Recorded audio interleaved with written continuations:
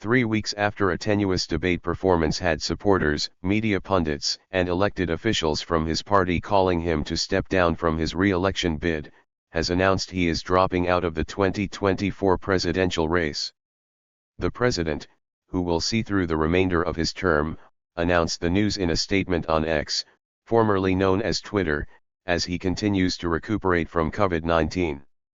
The announcement came days after the Republican Party celebrated their nominee Donald Trump at the Republican National Convention, and his return to center stage after surviving an assassination attempt on July 14. Though the Democratic National Convention, when a new nominee will be formally chosen, isn't until August 19, Biden has already endorsed his Vice President Kamala Harris as the party's nominee. He wrote on X, "My very first decision as the party nominee in 2020 was to pick Kamala Harris as my vice president. And it's been the best decision I've made. Today I want to offer my full support and endorsement for Kamala to be the nominee of our party this year. Democrats, it's time to come together and beat Trump.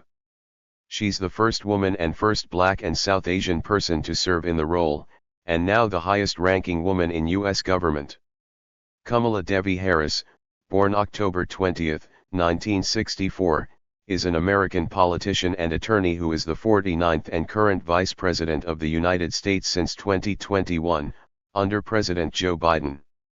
She is the first female vice president and the highest-ranking female official in U.S. history, as well as the first African American and first Asian American vice president. A member of the Democratic Party, she was previously a U.S. Senator from California from 2017 to 2021 and the Attorney General of California from 2011 to 2017. Born in Oakland, California, Harris graduated from Howard University and the University of California, Hastings College of the Law. She began her law career in the office of the District Attorney, of Alameda County, before being recruited to the San Francisco DA's office and later the City Attorney of San Francisco's office. In 2003, she was elected DA of San Francisco. She was elected Attorney General of California in 2010 and re-elected in 2014. Harris served as the junior U.S. Senator from California from 2017 to 2021.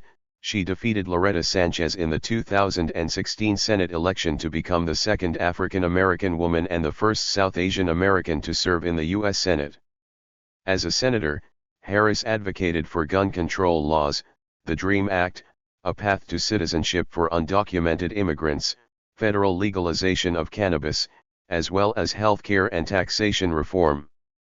She gained a national profile for her pointed questioning of Trump administration officials during Senate hearings, including Trump's second Supreme Court nominee, Brett Kavanaugh. Harris sought the 2020 Democratic presidential nomination but withdrew from the race prior to the primaries. Biden selected her to be his running mate, and their ticket went on to defeat the then incumbent President and Vice President, Donald Trump and Mike Pence, in the 2020 election. Harris and Biden were inaugurated on January 20, 2021. After Biden's withdrawal from the 2024 presidential election, Harris launched her own campaign for president with Biden's endorsement. Kamala Devi Harris was born in Oakland, California, on October 20, 1964.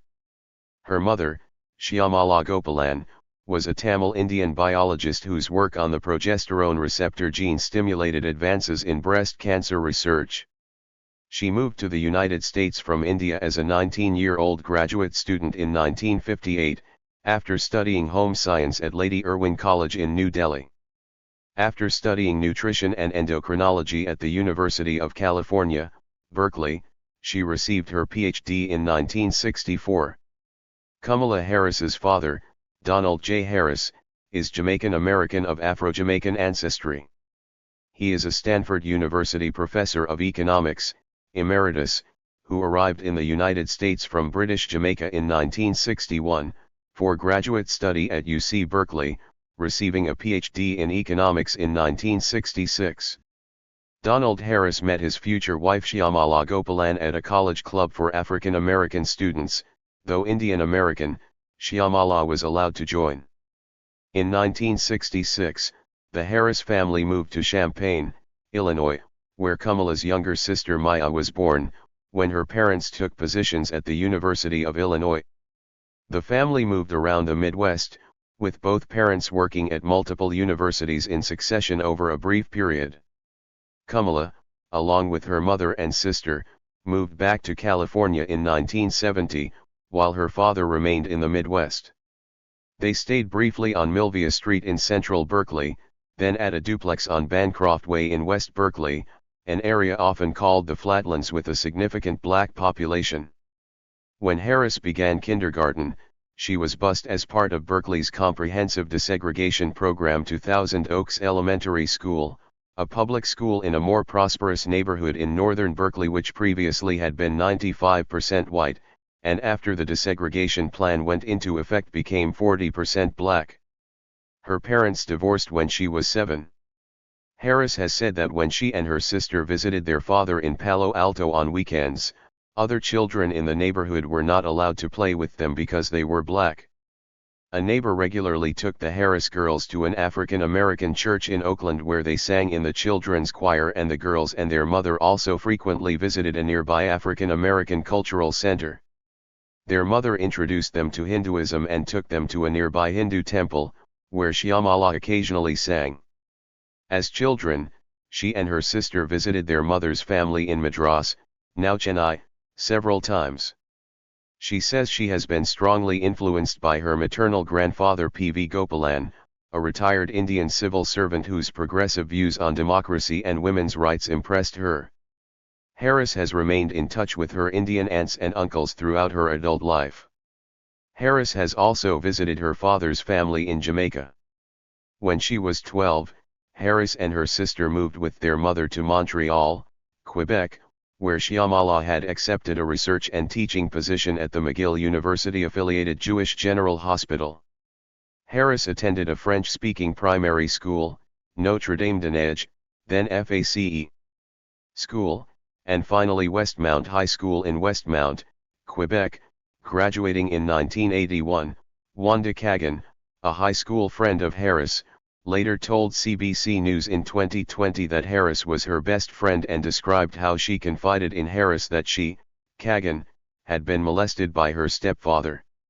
She said that Harris told her mother, who then insisted Kagan come to live with them for the remainder of her final year of high school.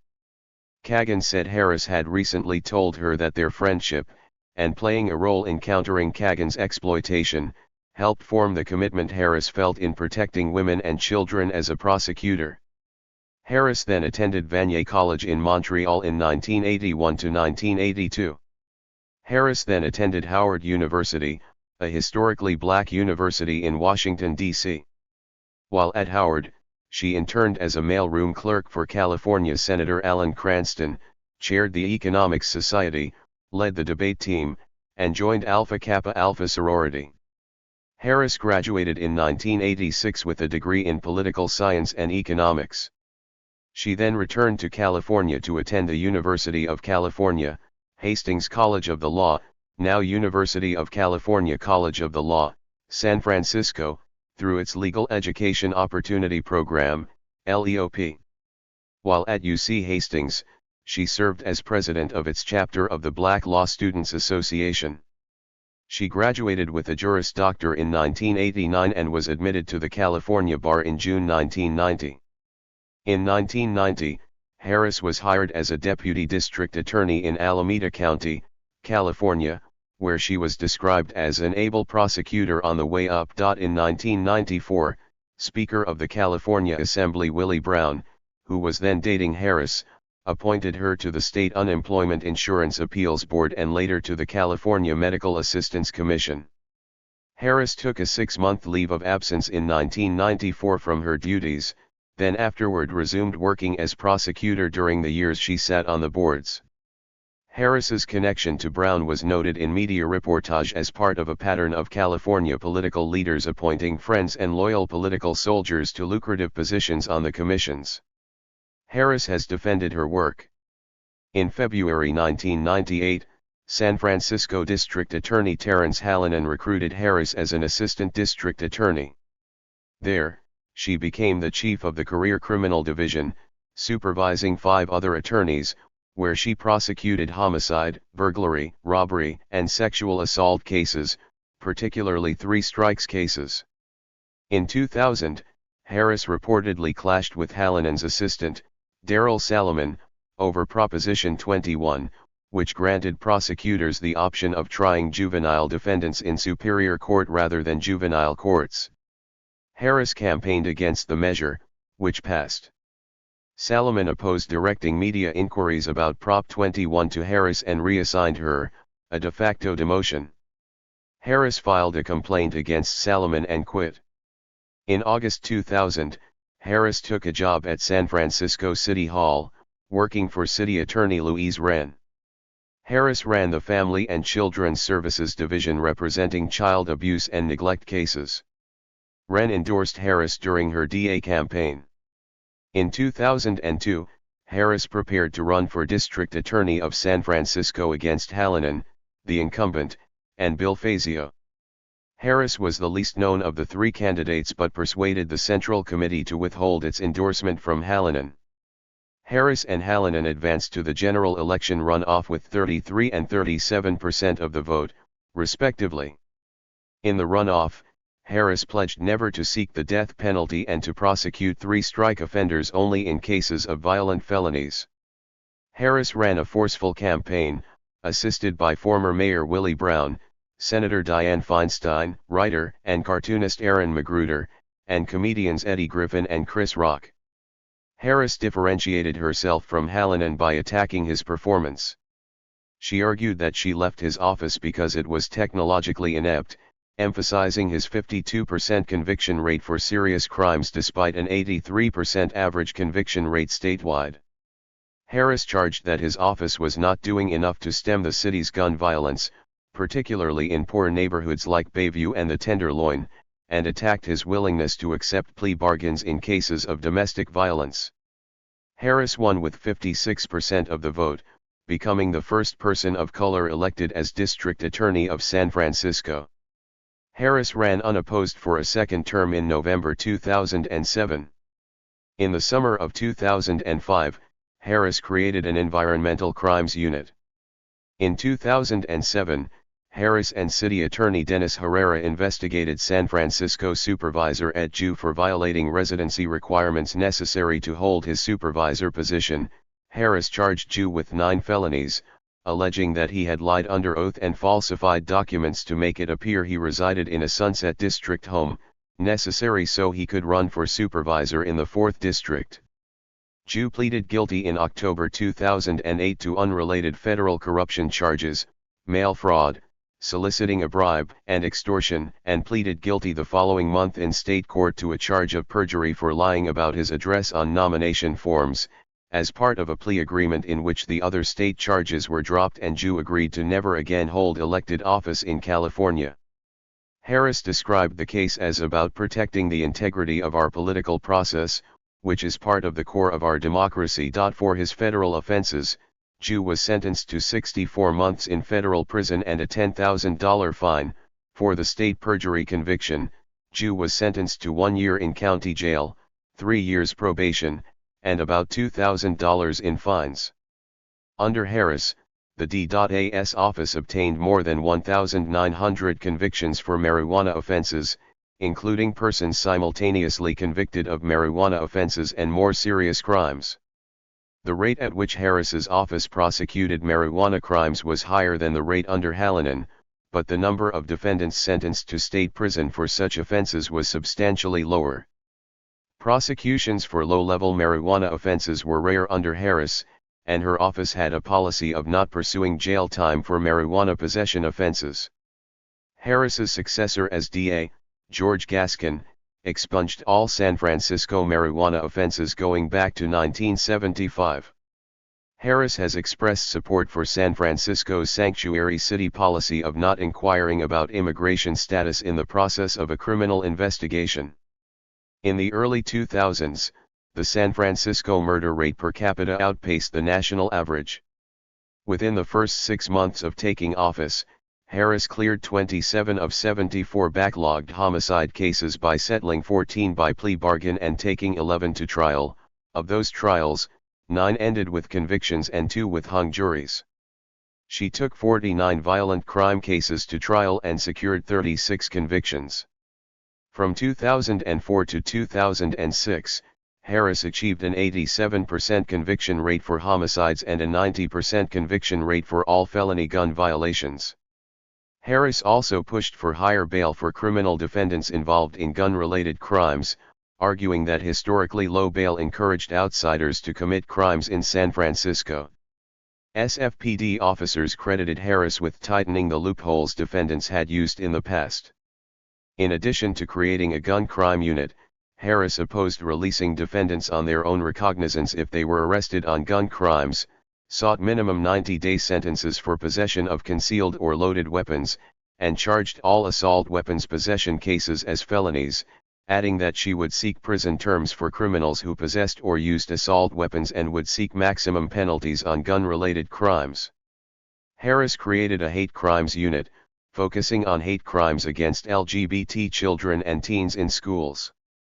In early 2006, Gwen Araujo, a 17-year-old American Latina transgender teenager, was murdered by 2 men who later used the gay panic defense before being convicted of second-degree murder. Harris, alongside Araujo's mother Sylvia Guerrero, convened a 2-day conference of at least 200 prosecutors and law enforcement officials nationwide to discuss strategies to counter such legal defenses. Harris subsequently supported AB 1160, the Gwen Araujo Justice for Victims Act, advocating that California's penal code include jury instructions to ignore bias, sympathy, prejudice, or public opinion in making their decision, also making mandatory for district attorneys' offices in California to educate prosecutors about panic strategies and how to prevent bias from affecting trial outcomes. In September 2006, California Governor Arnold Schwarzenegger signed AB 1160 into law. The law put California on record as declaring it contrary to public policy for defendants to be acquitted or convicted of a lesser-included offense on the basis of appeals to societal bias. In August 2007, State Assemblyman Mark Leno introduced legislation to ban gun shows at the Cow Palace, joined by Harris, Police Chief Heather Fong, and Mayor Gavin Newsom. City leaders contended the shows were directly contributing to the proliferation of illegal guns and spiking homicide rates in San Francisco. Earlier that month, Newsom had signed into law local legislation banning gun shows on city and county property. Leno alleged that merchants drove through the public housing developments nearby and illegally sold weapons to residents. While the bill would stall, local opposition to the shows continued until the Cow Palace Board of Directors in 2019 voted to approve a statement banning all future gun shows.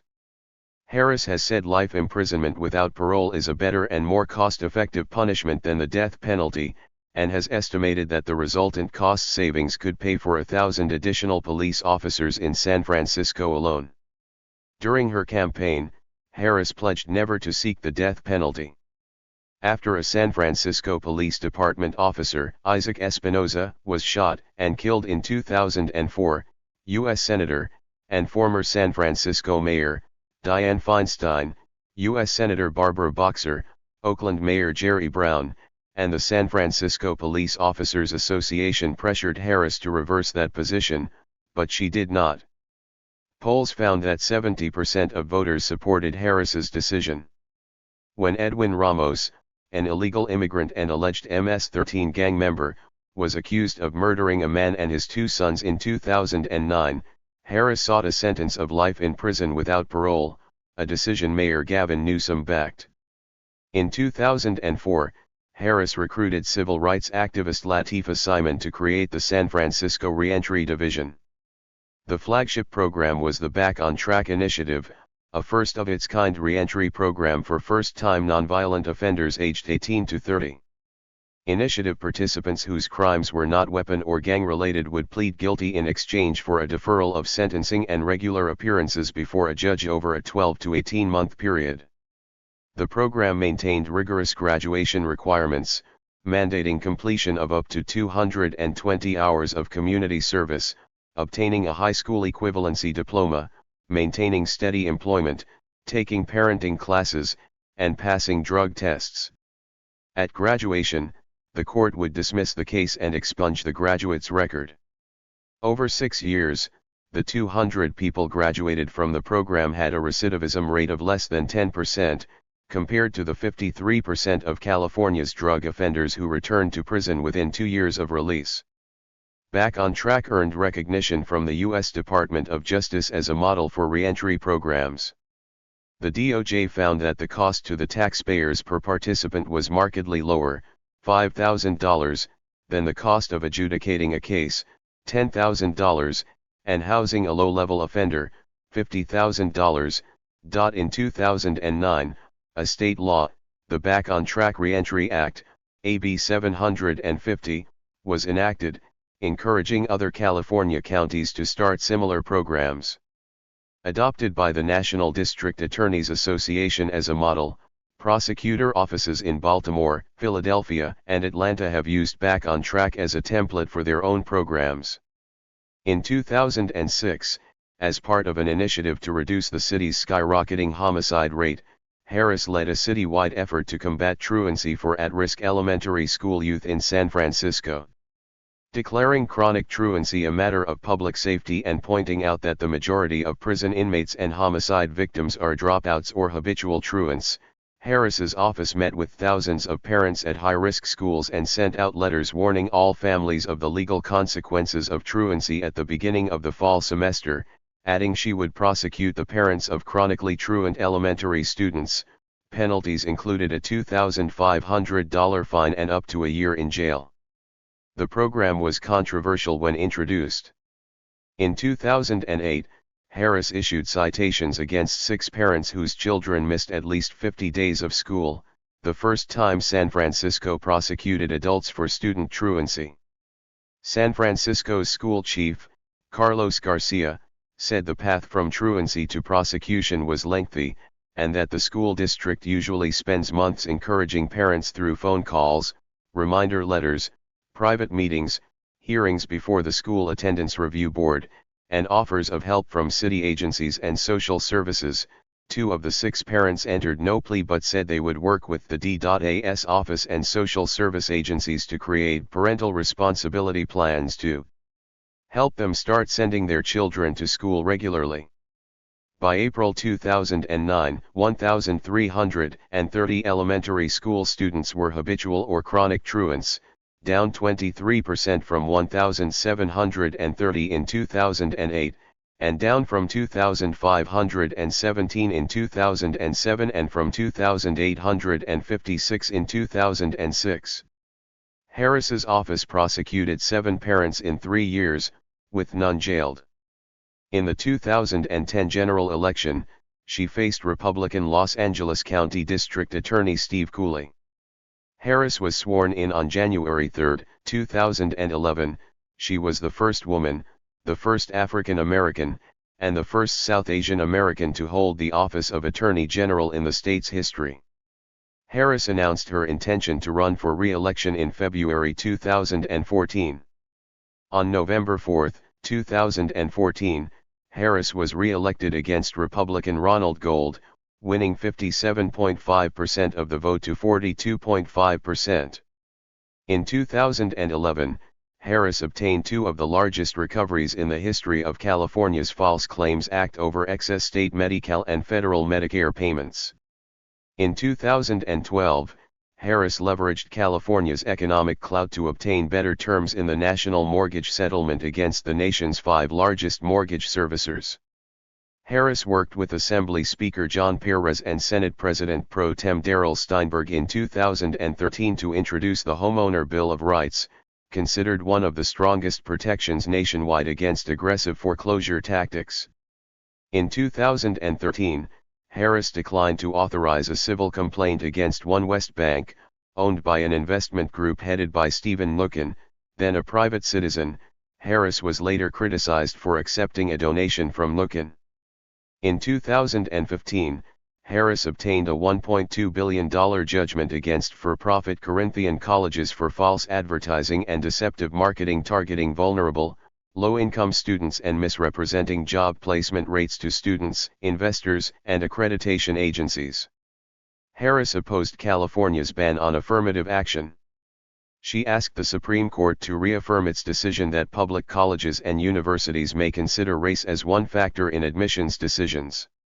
In February 2012, Harris announced an agreement with Apple, Amazon, Google, Hewlett-Packard, Microsoft, Research in Motion, and Facebook to mandate that apps sold in their stores display prominent privacy policies informing users of what private information they were sharing, and with whom. In 2015, Harris secured 2 settlements with Comcast totaling $59 million over allegations that it posted online the names, phone numbers, and addresses of tens of thousands of customers, and discarded paper records without first omitting or redacting private customer information. In November 2013, Harris launched the California Department of Justice's Division of Recidivism Reduction and Reentry. Harris's record on wrongful conviction cases as Attorney General has engendered criticism from academics and activists. After the 2011 United States Supreme Court decision in Brown v. Plata declared California's prisons so overcrowded they inflicted cruel and unusual punishment, Harris fought federal supervision, explaining, "I have a client, and I don't get to choose my client." In September 2014, Harris's office argued unsuccessfully in a court filing against the early release of prisoners, citing the need for inmate firefighting labor. After being elected, Harris declared her office would not defend Prop 8, a state constitutional amendment providing that only marriages between a man and a woman are valid, and in February 2013 she filed an amicus curiae brief arguing Prop 8 was unconstitutional. In 2014, Attorney General Kamala Harris co-sponsored legislation to ban the gay and trans panic defense in court, which passed. Harris appealed a federal ruling in favor of a transgender inmate's request for sex reassignment surgery to the Ninth Circuit Court of Appeals, arguing that psychotherapy and hormone therapy were sufficient medical treatment, although she said she ultimately pushed the California Department of Corrections and Rehabilitation to change their policy. In 2019, Harris stated that she took full responsibility for briefs her office filed in this case and others involving access to gender-affirming surgery for trans inmates. In 2011, Harris urged criminal penalties for parents of truant children, allowing the court to defer judgment if the parent agreed to a mediation period to get their child back in school. Critics charged that local prosecutors implementing her directives were overzealous in their enforcement and Harris's policy adversely affected families. Harris prioritized environmental protection as Attorney General, first securing a $44 million settlement to resolve all damages and costs associated with the Costco-Busan oil spill.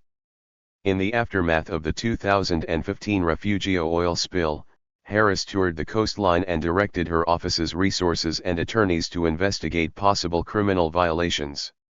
From 2015 to 2016, Harris secured multiple multi-million-dollar settlements with fuel service companies Chevron, BP, Arco, Phillips 66, and ConocoPhillips to resolve allegations they failed to properly monitor the hazardous materials in their underground gasoline storage tanks. In summer 2016, automaker Volkswagen AG agreed to pay up to $14.7 billion to settle a raft of claims related to so-called defeat devices used to cheat emissions standards on its diesel cars. From left to right, LAPD Chief Charlie Beck, Harris, and civil rights lawyer Constance L. Rice celebrate the 50th anniversary of the signing of the Civil Rights Act of 1964. In 2012, Harris announced that the California Department of Justice had improved its DNA testing capabilities, clearing California's DNA backlog for the first time. In 2015, Harris conducted a 90-day review of implicit bias in policing and police use of deadly force. In April 2015, Harris introduced the first of its kind principled policing, procedural justice and implicit bias training, to help law enforcement officers overcome barriers to neutral policing and rebuild trust between law enforcement and the community. The same year, Harris's California Department of Justice became the first statewide agency in the country to require all its police officers to wear body cameras. In 2016, Harris announced a patterns and practices investigation into purported civil rights violations and use of excessive force by the two largest law enforcement agencies in Kern County, California. In 2016, Harris's office seized videos and other information from the apartment of an anti-abortion activist who had made secret recordings and then accused Planned Parenthood doctors of illegally selling fetal tissue. In 2011, Harris created the E-Crime Unit within the California Department of Justice, a 20-attorney unit targeting technology crimes. In 2015, several purveyors of so-called revenge porn sites based in California were arrested, charged with felonies, and sentenced to lengthy prison terms. In 2016, Harris announced the arrest of Backpage CEO Carl Ferrer on felony charges of pimping a minor, pimping, and conspiracy to commit pimping, alleging that 99% of Backpage's revenue was directly attributable to prostitution-related ads, many of which involved victims of sex trafficking, including children under the age of 18. During her term as Attorney General, Harris's office oversaw major investigations and prosecutions targeting transnational criminal organizations for their involvement in violent crime, fraud schemes, drug trafficking, and smuggling. In summer 2012, Harris signed an accord with the Attorney General of Mexico, Marisela Morales, to improve coordination of law enforcement resources targeting transnational gangs engaging in the sale and trafficking of human beings across the San Isidro border crossing. After more than 20 years as a U.S. Senator from California, Senator Barbara Boxer announced in January 13, 2015 that she would not run for re-election in 2016. Harris announced her candidacy for the Senate seat the following week. Harris was a top contender from the beginning of her campaign. The 2016 California Senate election used California's new top two primary format where the top two candidates in the primary would advance to the general election regardless of party. In February 2016, Harris won 78% of the California Democratic Party vote at the party convention, allowing Harris's campaign to receive financial support from the party. 3 months later, Governor Jerry Brown endorsed her. In the June 7 primary, Harris came in first with 40% of the vote and won with pluralities in most counties. Harris faced Representative and fellow Democrat Loretta Sanchez in the general election. It was the first time a Republican did not appear in a general election for the Senate since California began directly electing senators in 1914. On July 19, President Barack Obama and Vice President Joe Biden endorsed Harris. In the November 2016 election, Harris defeated Sanchez, capturing over 60% of the vote, carrying all but 4 counties. Following her victory, she promised to protect immigrants from the policies of President-elect Donald Trump and announced her intention to remain Attorney General through the end of 2016. On January 28, after Trump signed Executive Order 13769, barring citizens from several Muslim-majority countries from entering the U.S. for 90 days, she condemned the order and was one of many to describe it as a Muslim ban. She called White House Chief of Staff John F. Kelly at home to gather information and push back against the executive order. In February, Harris spoke in opposition to Trump's cabinet picks Betsy DeVos for Secretary of Education and Jeff Sessions for United States Attorney General. In early March, she called on Sessions to resign, after it was reported that Sessions spoke twice with Russian Ambassador to the United States Sergei Kislyak. In April, Harris voted against the confirmation of Neil Gorsuch to the U.S. Supreme Court. Later that month, Harris took her first foreign trip to the Middle East, visiting California troops stationed in Iraq and the Zaatari refugee camp in Jordan, the largest camp for Syrian refugees. In June, Harris garnered media attention for her questioning of Rod Rosenstein, the Deputy Attorney General, over the role he played in the May 2017 firing of James Comey, the director of the Federal Bureau of Investigation. The prosecutorial nature of her questioning caused Senator John McCain, an ex officio member of the Intelligence Committee, and Senator Richard Burr, the committee chairman, to interrupt her and request that she be more respectful of the witness. A week later, she questioned Jeff Sessions, the Attorney General, on the same topic. Sessions said her questioning makes me nervous. Burr's singling out of Harris sparked suggestions in the news media that his behavior was sexist, with commentators arguing that Burr would not treat a male Senate colleague in a similar manner. In December, Harris called for the resignation of Senator Al Franken, asserting on Twitter, "Sexual harassment and misconduct should not be allowed by anyone and should not occur anywhere." In January, Harris was appointed to the Senate Judiciary Committee after the resignation of Al Franken. Later that month, Harris questioned Homeland Security Secretary Kirstjen Nielsen for favoring Norwegian immigrants over others and for claiming to be unaware that Norway is a predominantly white country. In May, Harris heatedly questioned Secretary Nielsen about the Trump administration family separation policy, under which children were separated from their families when the parents were taken into custody for illegally entering the U.S. In June, after visiting one of the detention facilities near the border in San Diego, Harris became the first senator to demand Nielsen's resignation. In the September and October Brett Kavanaugh Supreme Court confirmation hearings, Harris questioned Brett Kavanaugh about a meeting he may have had regarding the Mueller investigation with a member of Kasowitz Benson Torres, the law firm founded by the president's personal attorney Mark Kasowitz. Kavanaugh was unable to answer and repeatedly deflected. Harris also participated in questioning the FBI director's limited scope of the investigation on Kavanaugh regarding allegations of sexual assault. She voted against his confirmation. Harris was a target of the October 2018 United States mail bombing attempts. 197. In December, the Senate passed the Justice for Victims of Lynching Act, S. 3178, sponsored by Harris. The bill, which died in the House, would have made lynching a federal hate crime. Harris supported busing for desegregation of public schools, saying that the schools of America are as segregated, if not more segregated, today than when I was in elementary school.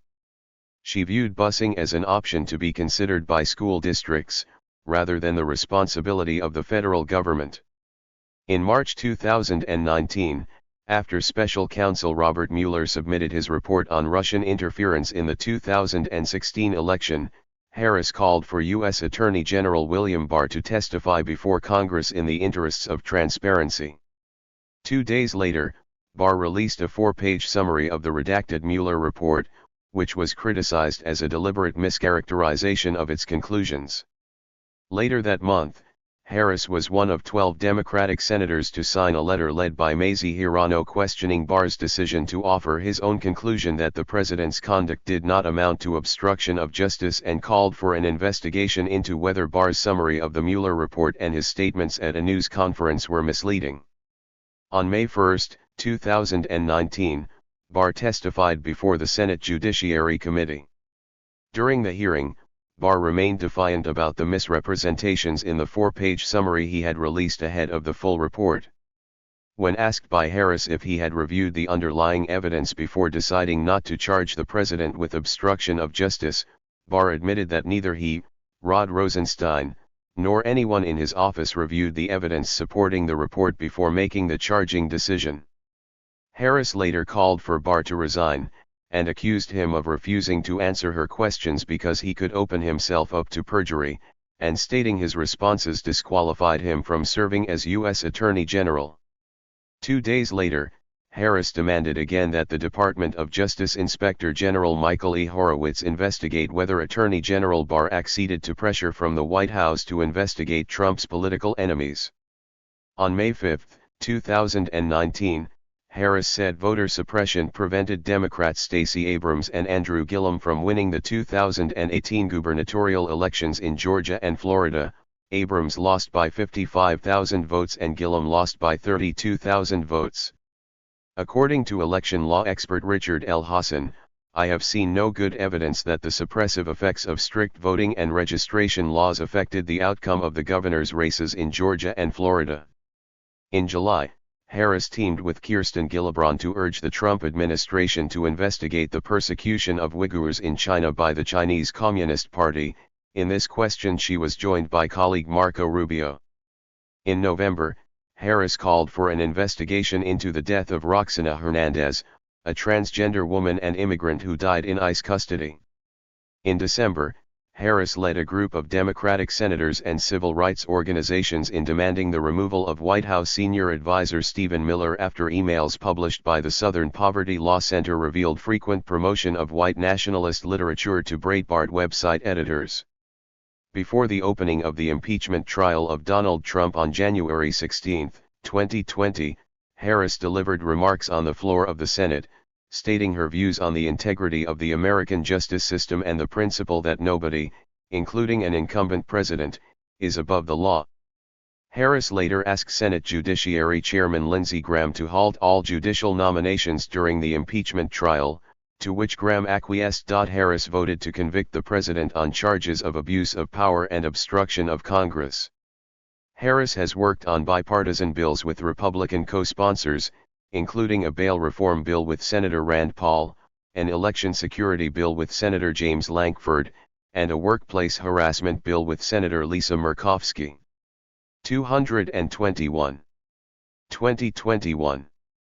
Following her election as Vice President of the United States, Harris resigned from her seat on January 18, 2021. 222 prior to taking office on January 20, 2021, and was replaced by California Secretary of State Alex Padilla. Harris had been considered a top contender and potential front-runner for the 2020 Democratic nomination for president. In June 2018, she was quoted as not ruling it out. In July 2018, it was announced that she would publish a memoir, a sign of a possible run. On January 21, 2019, Harris officially announced her candidacy for President of the United States in the 2020 United States presidential election. In the first 24 hours after her candidacy announcement, she tied a record set by Bernie Sanders in 2016 for the most donations raised in the day following an announcement. More than 20,000 people attended her formal campaign launch event in her hometown of Oakland, California, on January 27, according to a police estimate. During the first Democratic presidential debate in June 2019, Harris scolded former Vice President Joe Biden for hurtful remarks he made, speaking fondly of senators who opposed integration efforts in the 1970s and working with them to oppose mandatory school busing. Harris's support rose by between 6 and 9 points in polls following that debate. In the second debate in August, Harris was confronted by Biden and Representative Tulsi Gabbard over her record as Attorney General. The San Jose Mercury News assessed that some of Gabbard's and Biden's accusations were on point, such as blocking the DNA testing of a death row inmate, while others did not stand up to scrutiny. In the immediate aftermath, Harris fell in the polls following that debate. Over the next few months her poll numbers fell to the low single digits. At a time when liberals were increasingly concerned about the excesses of the criminal justice system, Harris faced criticism from reformers for tough-on-crime policies she pursued while she was California's Attorney General. For example, in 2014, she decided to defend California's death penalty in court. Prior to and during her presidential campaign, an online informal organization using the hashtag #KHive formed to support her candidacy and defend her from racist and sexist attacks. According to the Daily Dot, Joy Reid first used the term in an August 2017 tweet saying @Dr. Jason Johnson @Zerlina Maxwell and I had a meeting and decided it's called the K-Hive. On December 3, 2019, Harris withdrew from seeking the 2020 Democratic nomination, citing a shortage of funds. In March 2020, Harris endorsed Joe Biden for president. In May 2019, senior members of the Congressional Black Caucus endorsed the idea of a Biden-Harris ticket. In late February, Biden won a landslide victory in the 2020 South Carolina Democratic primary with the endorsement of House Whip Jim Clyburn, with more victories on Super Tuesday. In early March, Clyburn suggested Biden choose a black woman as a running mate, commenting that African American women needed to be rewarded for their loyalty. In March, Biden committed to choosing a woman for his running mate. On April 17, 2020, Harris responded to media speculation and said she would be honored to be Biden's running mate. In late May, in relation to the murder of George Floyd and ensuing protests and demonstrations, Biden faced renewed calls to select a black woman to be his running mate, highlighting the law enforcement credentials of Harris and Val Demings. On June 12, the New York Times reported that Harris was emerging as the front-runner to be Biden's running mate, as she was the only African American woman with the political experience typical of vice presidents. On June 26, CNN reported that more than a dozen people close to the Biden search process considered Harris one of Biden's top 4 contenders, along with Elizabeth Warren, Val Demings, and Keisha Lance Bottoms. On August 11, 2020, Biden announced that he had chosen Harris.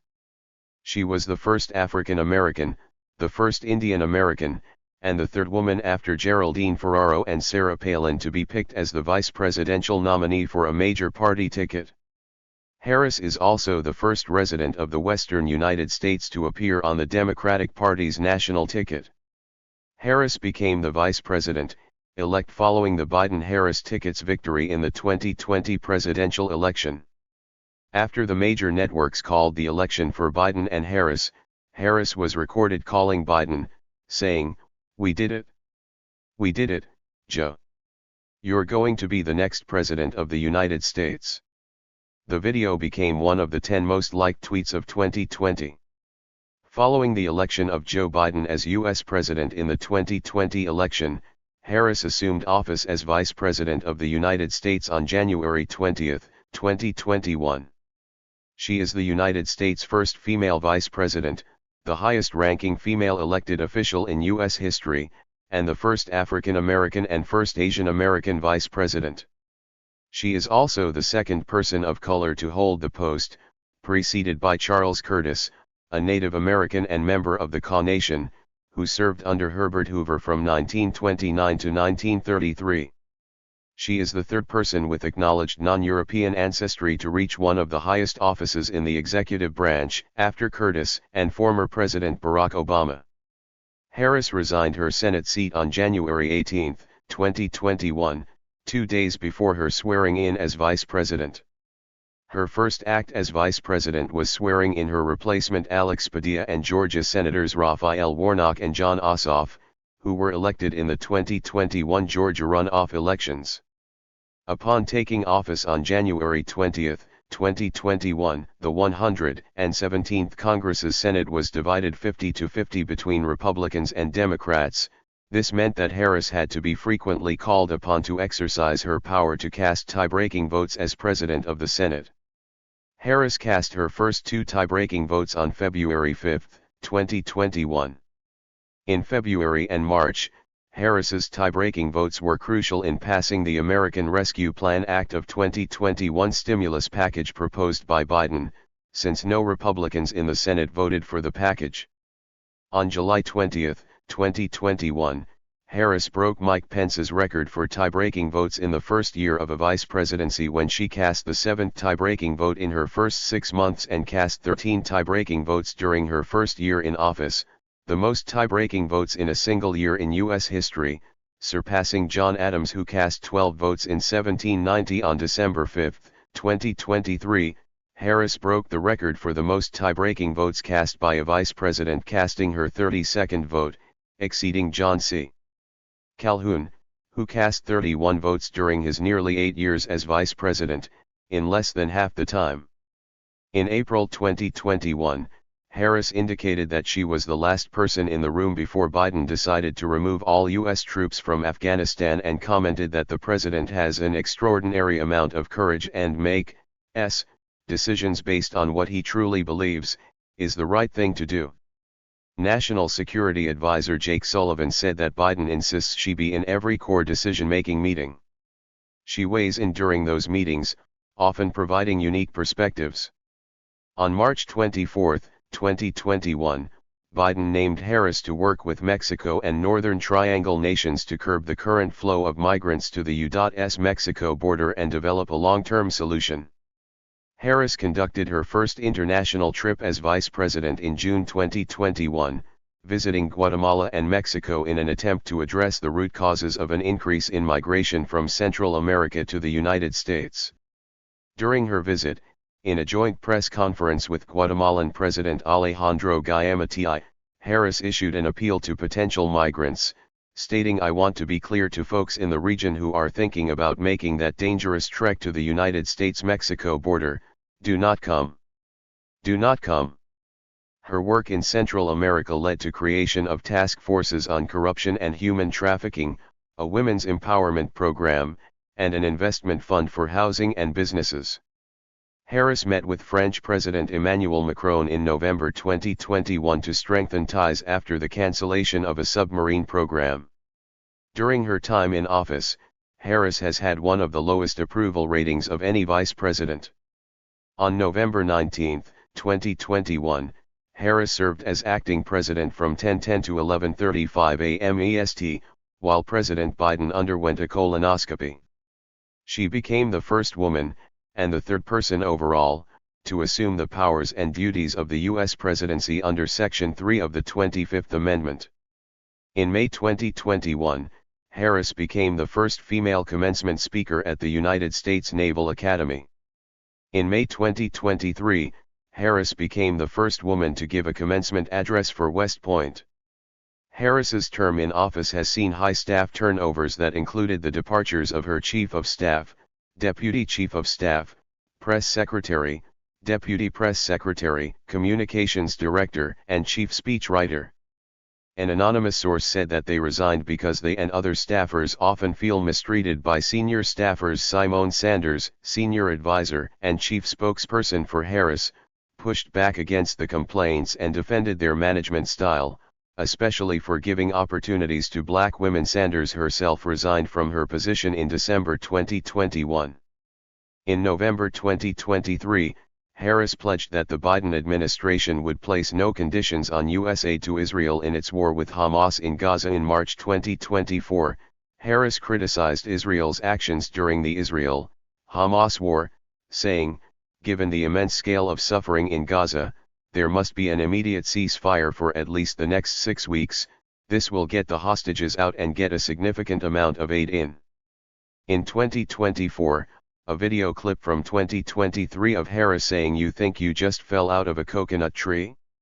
You exist in the context of all in which you live and what came before you." While swearing in, the President's Advisory Commission on Advancing Hispanics went viral. The shift in her tone from light to serious was perceived by social media users as awkward and humorous. On July 21, 2024, incumbent president and presumptive Democratic nominee Joe Biden suspended his campaign for re-election in 2024 with Harris and endorsed her as the Democratic presidential nominee. Harris also received endorsements from Bill and Hillary Clinton, the Congressional Black Caucus, and many others. If elected, Harris would become the first female and first Asian American president of the United States, and the second Black American president after Barack Obama. In 2005, the National Black Prosecutors Association awarded Harris the Thurgood Marshall Award. That year, she was included in a Newsweek report profiling 20 of America's most powerful women.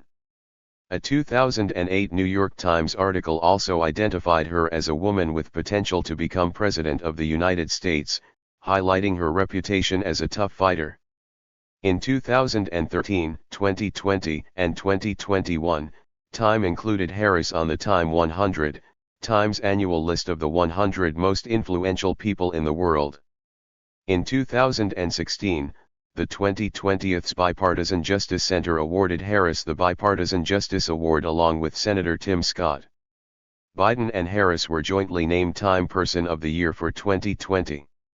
Harris was selected for the inaugural 2021 Forbes 50 over 50, made up of entrepreneurs, leaders, scientists, and creators who are over the age of 50. In the 1990s, Harris dated Speaker of the California Assembly Willie Brown. In 2001, Harris had a brief dating relationship with talk show host Montel Williams. Harris met her future husband, attorney Doug Imhoff, through a mutual friend who set up Harris and Imhoff on a blind date in 2013. Imhoff, who was born in a Jewish family, was an entertainment lawyer who became partner in charge at Venable LLP's Los Angeles office. Harris and Imhoff were married on August 22, 2014, in Santa Barbara, California. Harris is stepmother to Imhoff's two children, Cole and Ella, from his previous marriage to the film producer Kirsten Imhoff. As of August 2019, Harris and her husband had an estimated net worth of $5.8 million. Harris is a Baptist, holding membership of the Third Baptist Church of San Francisco, a congregation of the American Baptist Churches USA. She is a member of the Lynx. Harris's sister, Maya, is a lawyer and MSNBC political analyst. Her brother-in-law, Tony West, is general counsel of Uber and a former United States Department of Justice senior official. Her niece, Mina, is the founder of the Phenomenal Women Action Campaign and former head of strategy and leadership at Uber. Thank you for watching this video.